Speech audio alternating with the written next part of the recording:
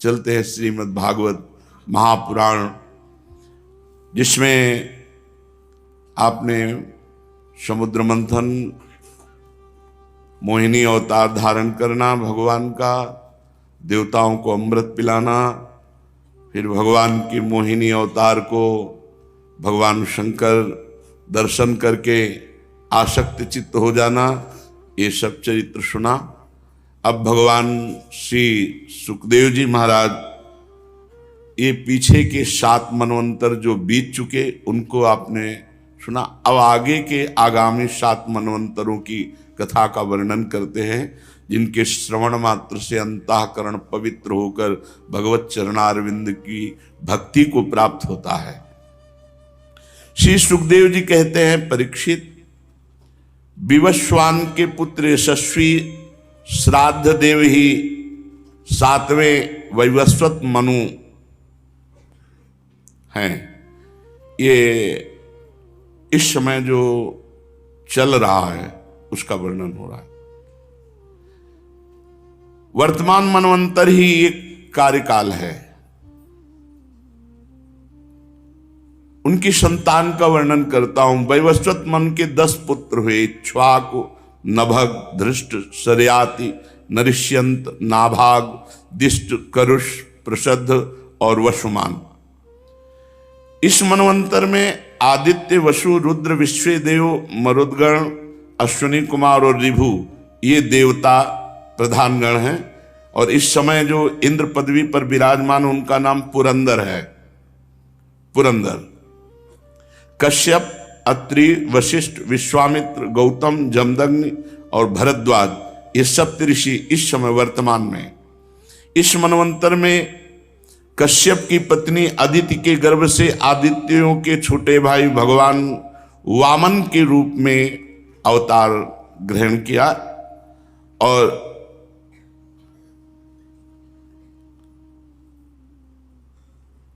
भगवान ने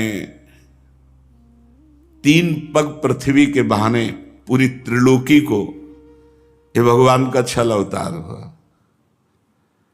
पर धन्य है महाराज बलि की कि गुरुदेव के कहने पर भी रुके नहीं और भगवान को 3 पग पृथ्वी दान की। ये हम आगे सुनाएंगे।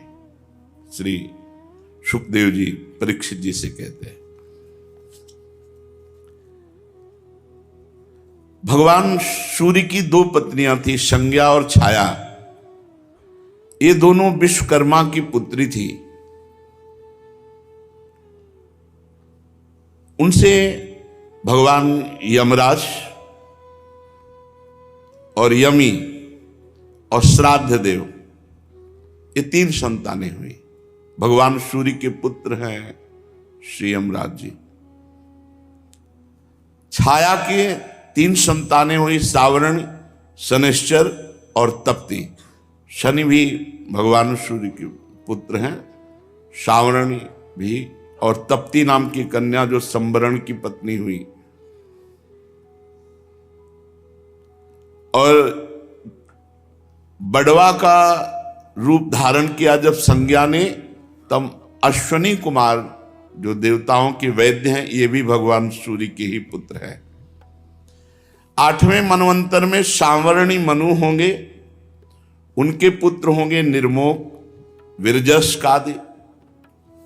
परीक्षित, उस समय श्रुतपा, विरजा, अमृतप्रभ नामक देवगण होंगे। इन देवताओं के इंद्र होंगे विरोचन के पुत्र बलि। अगला जो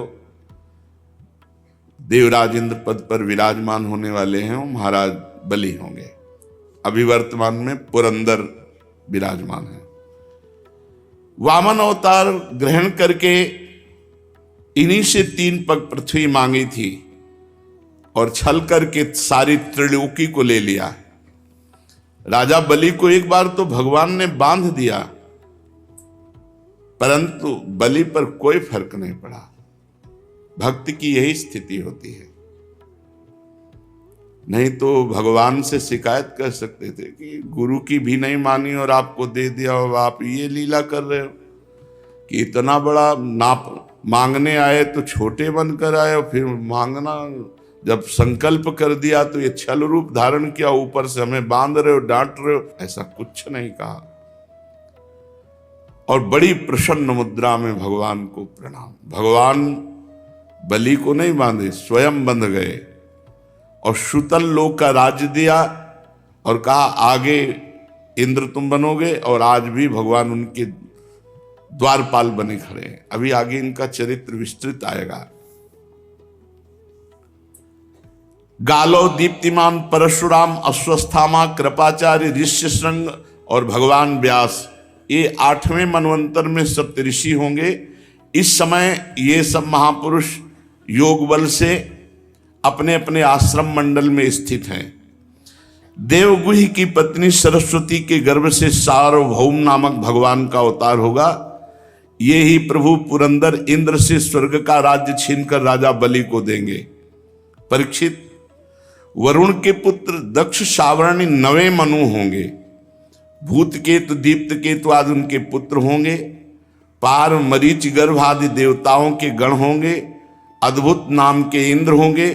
उस मनवंतर में द्युतिमान आदि सप्तऋषि होंगे। आयुष्मान की पत्नी अंबुधारा के गर्भ से ऋषभ देव के रूप में भगवान का कलावतार होगा और अद्भुत नामक इंद्र उन्हीं की दी हुई त्रिलोकी का उपभोग करेंगे। 10वें मनु होंगे उपश्लोक के पुत्र ब्रह्म सावरणी, उनमें समस्त सद्गुण निवास करेंगे। भूरसेन आदि उनके पुत्र होंगे। हविष्यमान, सुकृति, सत्य, जय, मूर्ति आदि सप्तऋषि, सुवासन, विरुद्ध आदि देवगण और इंद्र होंगे शंभु। विसृज की पत्नी विसूची के गर्भ से भगवान विश्वक्सेन के रूप में अंशावतार ग्रहण करके शंभु नामक इंद्र से मित्रता करेंगे। 11वें मनु होंगे अत्यंत संयमी धर्म सावरणी, उनके सत्य, धर्म आदि 10 पुत्र होंगे। विहंगम, कामगम, निर्वाण रुचि आदि देवताओं के गण होंगे। अरुणादि सप्तऋषि होंगे। वैधृत नामक इंद्र होंगे। आर्यक की पत्नी वैधृता के गर्भ से धर्म सेतु के रूप में भगवान का अवतार होगा और उसी रूप में वे त्रिलोकी की रक्षा करेंगे। 12वें मनु होंगे रुद्र सावरणी, उनके देववान उपदेव, देवश्रेष्ठ आदि पुत्र होंगे। उस मनवंतर में ऋतधामा नामक इंद्र होंगे। हरित आदि देवगण होंगे। तपोमूर्ति, तपस्वी, आग्निध्रक आदि सप्तऋषि होंगे। सत्य सहा की पत्नी सुंदता के गर्भ से स्वधाम के रूप में भगवान का अवतार होगा और उसी रूप में भगवान उस मनवंतर का पालन करेंगे। 13वें मनु होंगे परम जितेंद्री देव सावरणी, चित्रसेन, विचित्र आदि उनके पुत्र होंगे। सुकर्म और सुत्राम आदि देवगण होंगे। इंद्र का नाम होगा दिवसपति। उस समय निर्मोक और तत्वदर्श आदि सप्तऋषि होंगे। देवहोत्र की पत्नी बृहति के गर्भ से योगेश्वर भगवान का अवतार होगा और उस रूप में भगवान दिवसपति को इंद्र पद प्रदान करेंगे। 14वें मनु होंगे इंद्र सावरणी, उरु, गंभीर बुद्धि आदि उनके पुत्र होंगे। उस समय पवित्र चाक्षुष आदि देवगण होंगे। इंद्र का नाम होगा शुचि। अग्नि, बाहु, शुचि, शुद्ध और मागध ये सप्तऋषि होंगे। उस समय सत्यायन की पत्नी विताना के गर्भ से बृहद भानु के रूप में भगवान का अवतार होगा और वो कर्म कांड का विस्तार करेंगे। परीक्षित, ये तुम्हें 14 मनवंतर सुनाए जो भूत, वर्तमान और भविष्य तीनों काल में चलते रहते हैं। इन्हीं के द्वारा 1000 चतुर्युगी वाले कल्प के समय की गणना की जाती है। राजा परीक्षित ने पूछा, भगवान बड़े कृपालु हो, आप कृपा करके आप 14 मनवंतर का वर्णन किया। अब मनुपुत्र और सप्तऋषि अपने अपने मनवंतर में किसके द्वारा नियुक्त होकर कौन कौन सा काम करते हैं, ये आप कृपा करके मुझे बताइए। श्री सुखदेव जी ने कहा, परीक्षित, मनुपुत्र और सप्तऋषि और देवता सबको नियुक्त करने वाले तो एकमात्र स्वयं भगवान ही है। भगवान के जिन यज्ञ पुरुष आदि अवतार शरीरों का वर्णन मैंने किया, उन्हीं की प्रेरणा से मनु आदि विश्व व्यवस्था का संचालन करते हैं। जब चतुर्युगी के अंत में समय उलट फेर से श्रुतियां नष्ट प्राय हो जाती हैं तो सप्त ऋषिगण अपनी तपस्या से श्रुतियों का साक्षात्कार करते हैं प्रत्येक मनवंतर में, और उन श्रुतियों में ही सनातन धर्म की रक्षा होती है। राजन, भगवान की प्रेरणा से अपने अपने मनवंतर में बड़ी सावधानी से सबके सब मनु पृथ्वी पर चारों चरण से परिपूर्ण धर्म का अनुष्ठान करवाते हैं। मनुपुत्र मनवंतर भर काल और देश दोनों का विभाग करके प्रजा का पालन का धर्म कार्य करते हैं। पंच महायज्ञ, ऋषि, पितर, भूत, मनुष्य सबका संबंध है। ये मनवंतर में यज्ञ का भाग स्वीकार करते हैं। भगवान के द्वारा दी हुई त्रिलोकी की अतुल संपत्ति का उपभोग इंद्र करते हैं। संसार में यथेष्ट वर्षा कराना, संसार में कहां क्या कैसी व्यवस्था, ये सब देवराज इंद्र के हाथ में होती है। युग युग में भगवान विविध सिद्धों का रूप धारण करके सनकादि, याज्ञवल्क आदि ज्ञान का उपदेश करते हैं। दत्तात्रेय आदि योगेश्वरों का रूप धारण करके योग का उपदेश करते हैं। मरीच आदि प्रजापतियों के रूप में सृष्टि का विस्तार करते हैं और सम्राट के रूप में दुष्ट हिंसक लुटेरों का वध करते हैं। पुराण तत्व के विद्वानों ने प्रत्येक अवान्तर कल्प के 14 मनवंतर बताए और हर मनवंतर में ऐसा ही होता है। राजा परीक्षित ने पूछा, भगवान श्री हरि सबके स्वामी हैं और आपने कहा वामन अवतार धारण करके राजा बलि से मांगा। प्रभु, मुझे यह बात समझ में नहीं आ रही कि त्रिभुवन के स्वामी होकर उन्होंने मांगना क्या था? उन्हीं की संपत्ति थी, मांगना क्या था? अच्छा चलो मांग लिया, फिर बलि को बांध क्यों दिया? मेरे हृदय में बात जम नहीं रही कि भगवान को पहली बात तो मांगना नहीं, और मांग लिया, उन्हीं की संपत्ति थी, फिर बांधा क्यों? उसने तो सब दे दिया, फिर बलि को बांधा क्यों? मेरा बड़ा कौतूहल हो रहा है हृदय में कि भगवान के द्वारा निरपराध को बंधन में डालना, ये दोनों संभव कैसे हुआ, ये हम जानना चाहते हैं। श्री सुखदेव जी ने कहा, परीक्षित, जब इंद्र ने बलि को पराजित करके उनकी संपत्ति छीन ली और प्राण भी ले लिए, एक तरह से बलि को,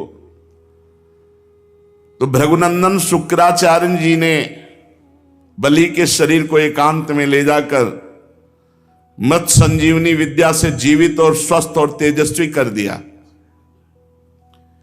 इस पर शुक्राचार्य जी के शिष्य महात्मा बलि ने अपना सर्वस्व उनके चरणों में चढ़ा दिया। तन मन से गुरु जी की सेवा, गुरु के आश्रित परीक्षित, जो अपने गुरु के आश्रित और गुरु की सेवा परायण है, वो पूरे विश्व पर विजय प्राप्त कर सकता है। बड़ी महिमा है गुरु सेवा की। देखो, गुरु सेवा के प्रताप से ही संदीपिनी जी जगत गुरु भगवान श्री कृष्ण के गुरु बने, अपने गुरुदेव की सेवा के प्रताप से। बलि जी समझ गए कि हमारे गुरुदेव का कृपा प्रसाद, देवराज इंद्र का पद अवश्य वापस आ जाएगा। शुक्राचार्य जी बहुत प्रसन्न हुए देख करके पूर्ण समर्पण बलि का। गुरु क्या देखते हैं? पूर्ण समर्पण। मन, बुद्धि, चित्त, अहंकार, ये आज्ञा पे चले गुरु के, बस इतना ही गुरुदेव चाहते हैं। ये रुपया, पैसा, भोग सामग्री, वस्तुएं, इसका महत्व अगर गुरुजनों के चित्त में है तो उन्होंने अभी तक प्राप्त क्या किया? इससे थोड़ी खुश होते हैं कि नहीं, आप आज्ञा उल्लंघन करो, खूब हलवा पूड़ी खवाओ तो प्रसन्न थोड़ी होंगे। आज्ञा का पालन कर रहे हो, इसी से खुश हो जाते हैं। बलि का महाभिषेक विधि से अभिषेक कराकर विश्वजित नामक यज्ञ करवाया शुक्राचार्य जी ने। जब यज्ञ की विधि से हविष्यों के द्वारा अग्नि देवता की पूजा की गई तो यज्ञ कुंड में सोने की चद्दर से मढ़ा हुआ एक सुंदर रथ निकला। जब शुक्राचार्य जी ने यज्ञ करवाई तो बलि जी के सुरक्षा के लिए एक दिव्य रथ प्रकट हुआ और कवच और हरे रंग के घोड़े, सिंह के चिन्ह से युक्त रथ पर लगाने की ध्वजा। प्रहलाद जी ने देखा कि गुरु शुक्राचार्य जी बहुत प्रसन्न हैं और बलि के लिए यज्ञ से दिव्य घोड़ा और कवच, तो उन्होंने एक माला प्रदान की। अब प्रहलाद जी जैसे कृपा करें तो भला विजय क्यों नहीं हो जाएगी। गुरु शुक्राचार्य कृपालु, मंत्र बल से देवता अग्नि, उन्हीं से रथ प्रकट हुआ। प्रहलाद जी ने एक ऐसी माला दी जो कभी कुम्हलाए ना, और माला गले में पड़ी तो कोई पराजित नहीं कर सकता। शुक्राचार्य जी ने शंख दिया, पूरा स्वस्ति वाचन कराए। बलि जी ने प्रहलाद जी के चरणों में प्रणाम किया और भृगुवंशी गुरुदेव को दाहिने करके रथ पर सवार हुए, कवच धारण किया। अपने ईश्वर बल से दैत्य सेनापतियों को साथ लिया, देवराज इंद्र पर चढ़ाई कर दी। ऐसा लग रहा था मानो आकाश को पी जाएंगे, क्षितिज को भस्म कर देंगे। बहुत बड़ी सेना अंतरिक्ष को कपाते हुए अमरावती पर चढ़ाई कर दी, देवराज इंद्र के महल पर। जे भी राजधानी अमरावती देवताओं की दैत्यों ने घेर ली। अब तो विश्वकर्मा का बनाया हुआ दिव्य सब स्थान नष्ट भ्रष्ट करने लगे दैत्यजन। देवांगनाएं भागने लगी। अमरावती इतनी मनोहर थी मानो त्रिभुवन की सुंदरता वहां एकत्रित की गई हो। इंद्र ने देखा कि बलि के सामने टिकना असंभव, क्योंकि उनके ऊपर गुरु कृपा है। तो अपने गुरु बृहस्पति जी के पास गए, उनसे बोले भगवान इस बार तो ऐसी शक्ति दिखाई दे रही कि जीत पाना कठिन है। मैं देखता हूं कि बलि को कोई रोक ही नहीं सकता, ऐसे प्रलयंकारी आग की तरह बढ़ता चला आ रहा है। आप कृपा करके बताइए कि मेरे शत्रु की इतनी जल्दी इतनी बढ़ती कैसे हो गई और इसे कैसे दबाया जा सकता है। देवगुरु बृहस्पति ने कहा इंद्र, मैं तुम्हारे शत्रु बलि की उन्नति का कारण जानता हूं, उसने अपने गुरुदेव को रिझा लिया है। शुक्राचार्य जी ने अपने शिष्य बलि को महान तेज शक्ति का खजाना बना दिया। इस समय सर्वशक्तिमान भगवान के सिवा काल की भी ताकत नहीं कि बलि को पराजित कर सके, केवल भगवान।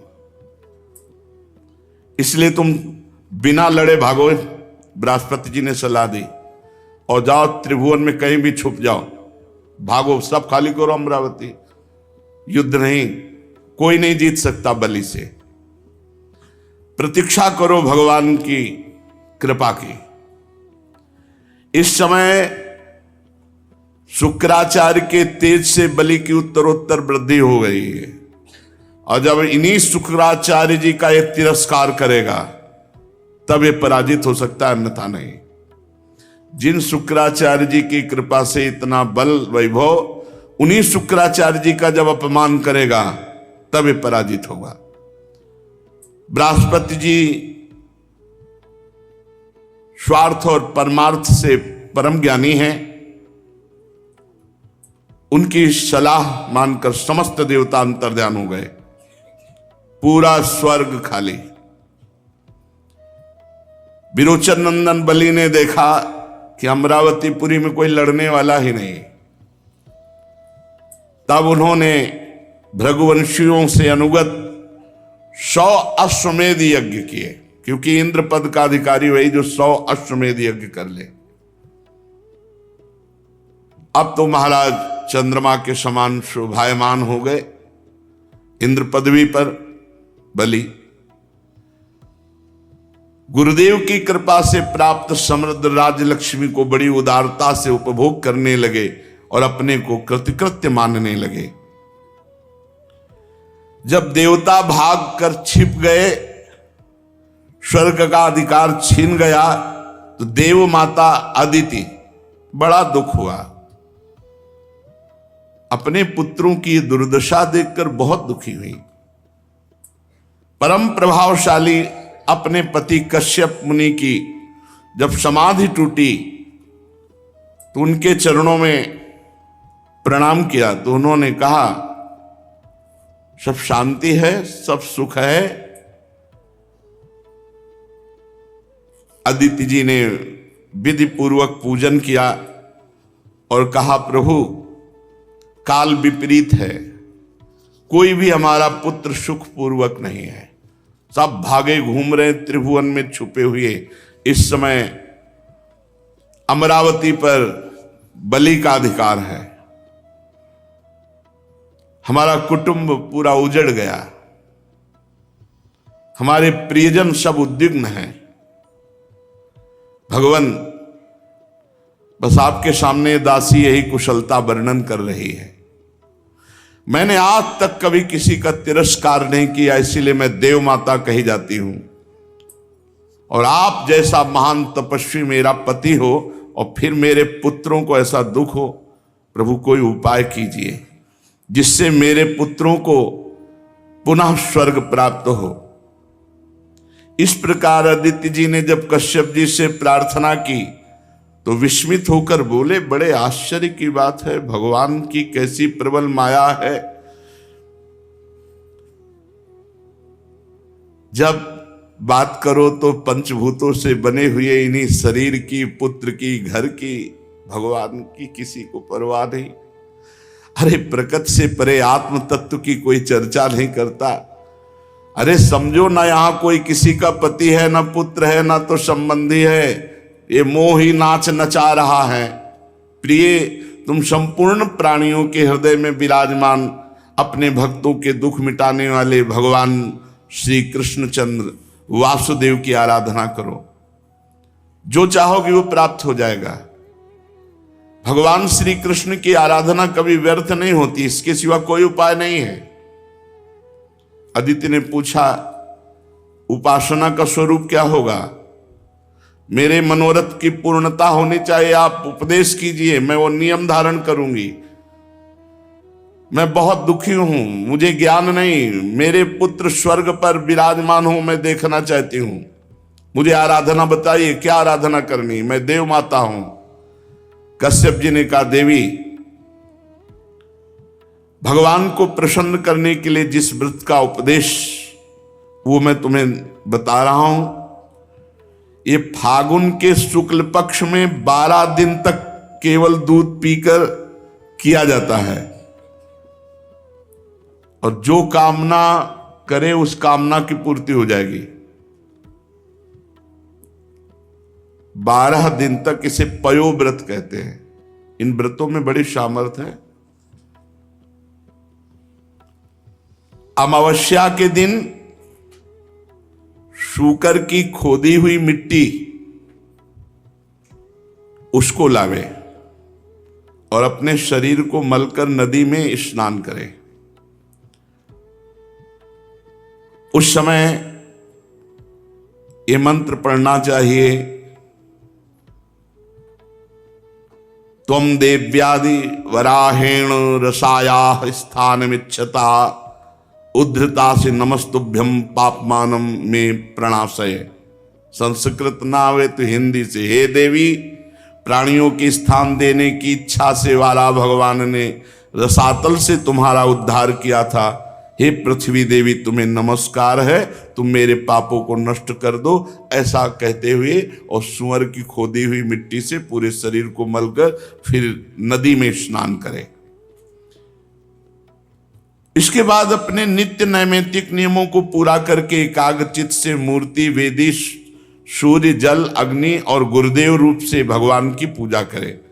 फिर प्रार्थना करें, प्रभु आप सर्वशक्तिमान हैं, अंतर्यामी और सबके आराधनीय हैं। समस्त प्राणी आप में और आप समस्त प्राणियों में निवास करते हैं, इसी से आपको वासुदेव कहते हैं। आप समस्त चराचर जगत और उसके कारण के भी साक्षी हैं। हे भगवान वासुदेव, मैं आपको नमस्कार करती हूं। भगवान को नमस्कार करके भगवान की स्तुति करें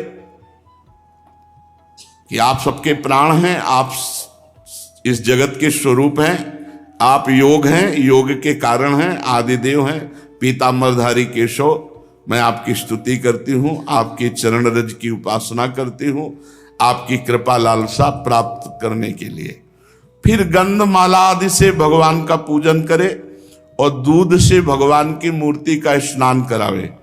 इसके बाद वस्त्र यज्ञोपवीत आभूषण जो व्यवस्था है, द्वादशाक्षर मंत्र से भगवान का पूजन करे और दूध में पकाए हुए घी और गुड़ और साली के चावल से द्वादशाक्षर मंत्र से हवन करे। कुछ नैवेद्य भोग लगावे, सबको बांट दे, जरा सा स्वयं पाले, भगवान को आचमन करावे। फिर तांबूल पान का बीड़ा और 108 बार द्वादशाक्षर मंत्र का जप करे। फिर 4 प्रदक्षिणा दे और भूमि पर लौटकर साष्टांग दंडवत प्रणाम करे। निर्माल्य को सिर पर लगावे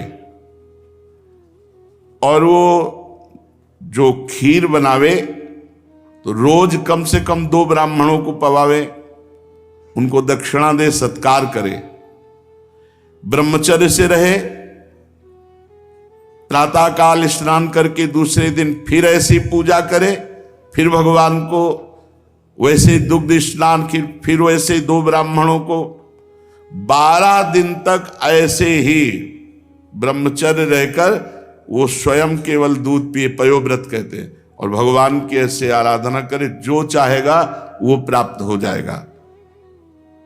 ये फाल्गुन शुक्ल प्रतिपदा से लेकर त्रयोदशी पर्यंत ब्रह्मचर्य से रहे, भूमि पर शयन करे, 3 समय स्नान करे, झूठ न बोले, पापी आदमी से बात न करे और पाप की बात न करे, और छोटे बड़े सब भोगों का त्याग कर बिल्कुल ऐसे ही रहे जैसे संत। किसी भी प्राणी को कष्ट न पहुंचाए, भगवान की आराधना करे, तो ये बहुत कम समय में 12 दिन में ये पयोव्रत रखने वाला जो कामना करेगा उसकी पूर्ति हो जाएगी। अत्यंत एकाग्रचित होकर के इसकी आराधना करना चाहिए। पयोव्रत, इसका नाम पयोव्रत है। ब्रह्मा जी ने मुझे बताया था, मैंने तुम्हें बता दिया। देवी तुम भाग्यवती हो, तुम इसको कर सकती हो। कल्याणी, भगवान को संतुष्ट करने वाला ये सर्व पयोव्रत है, जिससे भगवान प्रसन्न होते हैं। परीक्षित अपने पतिदेव महर्षि कश्यप जी का उपदेश प्राप्त करके अदिति ने सावधानी से 12 दिन तक पयोव्रत का अनुष्ठान किया। जे ही पूरा व्रत हुआ तो सामने देखा भगवान प्रकट हो गए। अच्छा, भगवान जब प्रकट हुए तो चाहे देवकी वसुदेव जी के सामने या यहां इस समय अवतार ले रहे हैं, तो पहले चतुर्भुज रूप में प्रकट होते हैं और फिर भगवान जो अवतार लेना चाहते हैं वो रूप धारण करते हैं। तो यहां भी शंख चक्र गदा पद्म धारण किए हुए सामने प्रकट हो गए। अदिति जी तो विकल हो गई और प्रेम विह्वल होकर पृथ्वी पर लौटकर साष्टांग दंडवत प्रणाम किया। फिर उठकर हाथ जोड़कर भगवान की स्तुति करने की चेष्टा की, परंतु इतना आनंद, इतने आंसू की बोल न सकी। सारा शरीर पुलकित हो गया और आनंद उल्लास के साथ कंपायमान शरीर चुपचाप खड़ी हैं। परीक्षित, यज्ञेश्वर भगवान श्री हरि देख रहे थे। माता अदिति धीरे धीरे साहस करती कि भगवान का कुछ स्तवन करें, पर स्थिति इतनी प्रेम विकल है। फिर हिम्मत की और लड़खड़ाए हुए शब्दों में कहा, आप यज्ञ के स्वामी हैं, स्वयं यज्ञ हैं, आप अच्युत हैं। आपके चरण कमलों का आश्रय लेकर घोर पापी भी भव समुद्र से तर जाता है। आपके नाम का कीर्तन, नाम का श्रवण ये संसार से तारने वाला है। आपके नामों के श्रवण मात्र से परम कल्याण हो जाता है। हे आदि पुरुष, हम आपकी शरण में हैं। सारी विपत्तियों का आप नाश करने वाले हैं। हे स्वामी, आप हमारा कल्याण कीजिए। भगवान ने कहा, देवताओं की जननी, मैं तुम्हारी अभिलाषा को जानता हूं। शत्रुओं ने तुम्हारे पुत्रों की संपत्ति छीन ली है, स्वर्ग से खदेड़ दिया है। तुम चाहती हो कि युद्ध में तुम्हारे पुत्र उन मत वाले बलि असुरों को जीतकर विजय लक्ष्मी प्राप्त करें, इसीलिए तो आराधना किया है ना। तुम्हारे पुत्र धन समृद्धि से युक्त हो जाएं और जैसे विराजमान थे पहले स्वर्ग में वैसे ही आनंद हो जाए। तो देवी, ये तो नहीं हो सकता।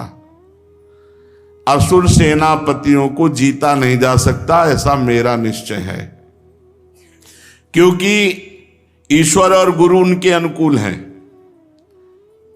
लड़ाई नहीं की जा सकती, पर मुझे प्रसन्न कर लेना व्यर्थ भी नहीं जाता। इसलिए मैं तुम्हारे लिए तुम्हारा पुत्र बनकर जाऊंगा और जाकर के उनसे मांगूंगा। लड़ाई तो नहीं हो सकती, मांग करके भिक्षा रूप में फिर तुम्हें देंगे। भगवान ऐसा आश्वासन दिया, जो आगे चरित्र फिर श्रवण कीजिए। श्री राधा वल्लभ लाल की।